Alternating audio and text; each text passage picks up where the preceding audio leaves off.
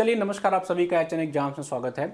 Lucent की series हम लोग शुरू कर चुके हैं। आज हम लोग पुराण पढ़ने वाले हैं और एक आप सभी लोग से सजेशन भी लेना है और आप सब कमेंट सेक्शन में बता भी सकते हैं। देखिए, जैसा कि आप सभी से वादा है कि हमको क्रॉनिकल आप सभी को पढ़ाना है और जनवरी से लेकर के हम लोग जुलाई और अगस्त तक का कंप्लीट करने की 7 से 8 महीना कवर करने का प्रयास करेंगे। फिर अगर टाइम मिलता है तो 4 महीने और कवर कर लेंगे, लेकिन पहले हम 8 महीने करेंगे। देखिए, अब आप लोग को बताना है कि क्या आप लोग चाहते हैं कि मैं डायरेक्ट इसको स्कैन करके आपको समझा दूं, ठीक है, या आप चाहते हैं कि पीपीटी के माध्यम से आप इसको पढ़ना चाहते हैं। सिर्फ इंपॉर्टेंट जो सेगमेंट है आप चाहते हैं कि मैं इसको छांट लूं और छांट करके उसकी पीपीटी बाइलिंगुअल बनाऊं और उससे पढ़ना चाहते हैं। आप लोग कमेंट सेक्शन में जरूर बताइएगा ताकि अगली क्लास जब मैं इसको पढ़ाऊं तो आपके अकॉर्डिंग पढ़ा पाऊं। ठीक है, जैसा आपको मजा आए पढ़ने में आप बताइए। अगर आप डायरेक्ट चाहते हो तो मैं डायरेक्ट इसको आराम से स्कैन करूंगा, सीधा आपको यहाँ पढ़ा दूंगा, या मैं इसकी पीपीटी बाइलिंगुअल बनाऊं, क्योंकि ये पुस्तक सिर्फ हिंदी में आती है। स्कैन करके पढ़ाएंगे तो सिर्फ हिंदी में रहेगा, पीपीटी में आपको दोनों माध्यम मिल जाएगा। जिससे आप ज़्यादा कनेक्ट करते हो आप कमेंट सेक्शन में बताइए। जिसका कमेंट ज़्यादा होगा उसी आधार पे अगली क्लास ली जाएगी। चलिए, हम लोग इस सीरीज में जो हमारा लूसेंट का सीरीज होगा भाई, उसमें हम लोग लूसेंट का जो रेड वाला पार्ट है, मैंने आपको दिखाया था ना, कुछ लोग उसको रेड बोलते हैं, कुछ लोग उसको पिंक बोलते हैं। देख लीजिएगा, लड़कियां इसको पिंक बोलती हैं और लड़के इसको रेड बोलते हैं। ठीक है, तुम जो भी आप बोलना चाहें उसको बोलिए। तो हम जो लूसेंट का रेड वाला पार्ट है, इस पूरे पार्ट को हम लोग एग्जाम से पहले कवर कर देंगे, हर सब्जेक्ट का कवर कर देंगे। साथ ही साथ हम लोग आपका क्रॉनिकल सीरीज कर देंगे। तो हमारी प्राथमिक टारगेट यही है कि आपका लूसेंट का जो रेड वाला पार्ट है ये, और इसके साथ ही साथ हमारा क्रॉनिकल की मैगजीन, ये दो चीज हम करने का प्राथमिकता के साथ कर रहे हैं और 30-35 दिन के अंदर ये सब कवर कर देंगे। याद रखिएगा, लूसेंट के अगर आपने रेड वाला पार्ट कर लिया तो बहुत सारे प्रश्न आपको डायरेक्ट मिलेंगे। मैं आपको एग्जाम्पल के माध्यम से एक वीडियो में दिखाया भी हूं, आप लोग जाके उस वीडियो को देख लीजिएगा। चलिए, आज हम लोग पढ़ने वाले हैं पुराण। याद रखिएगा, पुराण से 2023 में प्रश्न पूछा गया है। पेपर उठाकर देखेंगे तो आपको ये मिल जाएगा।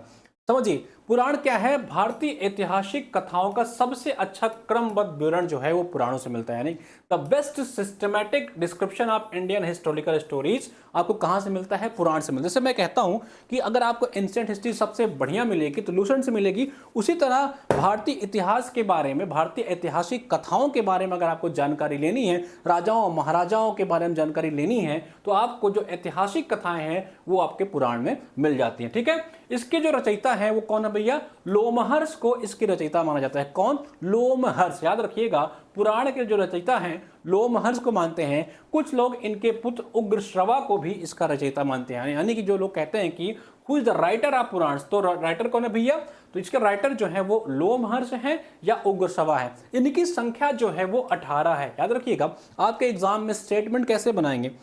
पुराणों की संख्या 16 है लिख देंगे, या पुराणों की संख्या 15। 16 और 18 में आपका जो माइंड है बड़ा साइकोलॉजिकली कंफ्यूज करेगा। तो अगर यहाँ 16 लिख देंगे एक स्टेटमेंट में तो आप उसको गलत करके आ जाओगे। याद रखिए, इसकी संख्या 18 है, रचयिता इसका लोमहर्ष या उग्रश्रवा है। इस दोनों चीज को याद रखिएगा। ठीक है, जिनमें से केवल जो 5 आपके पुराण है उसमें राजाओं या वंशावलियों के बारे में जानकारी मिलती है, जिसे मत्स्य, वायु, विष्णु, ब्राह्मण एवं भागवत है। ठीक है, the author of to be believed of a Puran is Lomharsh or his son Ugrashrava. There are 18 of them, out of which the genealogy of kings is found only in 5, जिसमें से आपके कौन कौन से? मत्स्य पुराण, वायु पुराण, विष्णु पुराण, ब्राह्मण एंड भागवत। यानी कि 18। इसमें हमने क्या क्या सीखा इस चीज को समझिए। पुराणों की संख्या आपकी कुल कितनी है भैया? 18, जिसमें से सिर्फ 5 में हमें वंशावली की जानकारी मिलती है। इसके रचयिता आपके लोमहर्ष और उग्रश्रवा है। चलिए आगे बढ़ते हैं। इतना चीज आपको समझ गए, यहां से आपके प्रश्न बनने की संभावना है। अब हम देखेंगे जो इंपॉर्टेंट पुराण है वो किससे किससे वंशावली से संबंधित है।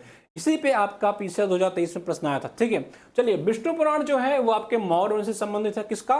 विष्णु मौर्य। याद रखिएगा, अगर विष्णु को हम लोग वी यहां उठा लें वी, और मौर्य का अगर हमने 1 उठा लिया तो ये हो गया आपका बीमा, यानी कि विमान। ठीक है, याद रखिएगा, विष्णु भगवान के हाथ में हमेशा एक विमान होता था, इसलिए विष्णु पुराण का संबंध मौर्य वंश से है। याद रखिएगा, मत्स्य पुराण का संबंध आपके आंध्र या सातवाहन से है। याद रखिएगा, मछली, जब आप देखेंगे मछलियों का सबसे ज्यादा जो उत्पादन है वो 3 राज्यों में होता है। कौन कौन से भैया? आंध्रा, बंगाल और गुजरात। तो मत्स्य को आप यहां से आंध्रा से संबंधित कर सकते हैं, यानी कि आंध्रा और सातवाहनों की जानकारी आपको मत्स्य पुराण से मिलती है। अगला जो है वो आपका है वायु पुराण। तो ये आपके गुप्ता वंश से संबंधित है। गुप्ताओं ने सभी की हवा टाइट कर रखी थी, जैसे समुद्रगुप्त को आप जानते होंगे।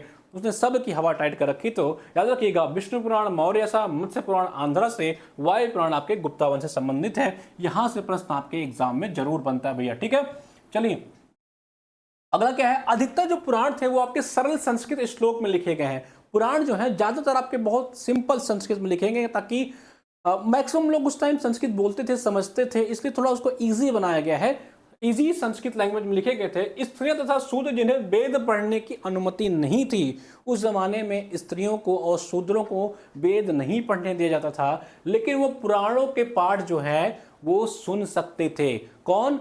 स्त्रियां और शूद्र सिर्फ सुन सकते थे, पढ़ तब भी नहीं सकते थे। याद रखिएगा, पुराणों का पाठ पुजारी हमेशा मंदिरों में किया करते थे और उसी मंदिर में जाकर के स्त्रियां या आपके जो शूद्र हैं उस पुराण के बारे में सुन सकते थे, उसे पढ़ नहीं सकते थे। याद रखिएगा, पुराणों में मत्स्य पुराण जो है सबसे प्राचीन एवं प्रामाणिक है। मत्स्य पुराण किससे संबंधित था? मत्स्य पुराण अगर आप बताएंगे अभी तो आंध्रा सातवाहन से संबंधित था। ये सबसे आपके ओल्डेस्ट में आता है, ठीक है, वो ओल्डेस्ट में आता है और सबसे प्रामाणिक यानी कि सबसे ऑथेंटिक अगर पुराण पूछेगा इसमें से कौन है तो मत्स्य पुराण होगा। तो पुराणों के बारे में इतनी जो जानकारी है वो आपके एग्जाम के लिए इंपॉर्टेंट है। आशा करता हूं ये वीडियो आपको अच्छा लगा है। हम लोग ऐसे छोटे छोटे वीडियो लाएंगे और इसके अलावा हम एक लंबी वीडियो लाने वाले हैं जिसमें कंप्लीट हिस्ट्री यानी कि कंप्लीट एंशिएंट हिस्ट्री का रेड वाला बॉक्स सीरीज कंप्लीट हो जाएगा। वीडियो कैसा लगा जरूर बताइएगा। सीरीज आपको थोड़ी लंबी चाहिए तो भी कमेंट सेक्शन में बताइएगा। और सबसे इंपॉर्टेंट बात, क्रॉनिकल की सीरीज आपको कैसी पढ़नी है जरूर बताइएगा। आप सीधा सीधा चाहते हैं कि स्कैन करके पढ़ाया जाए या पीपीटी के माध्यम से। मिलते हैं अगले वीडियो में, धन्यवाद।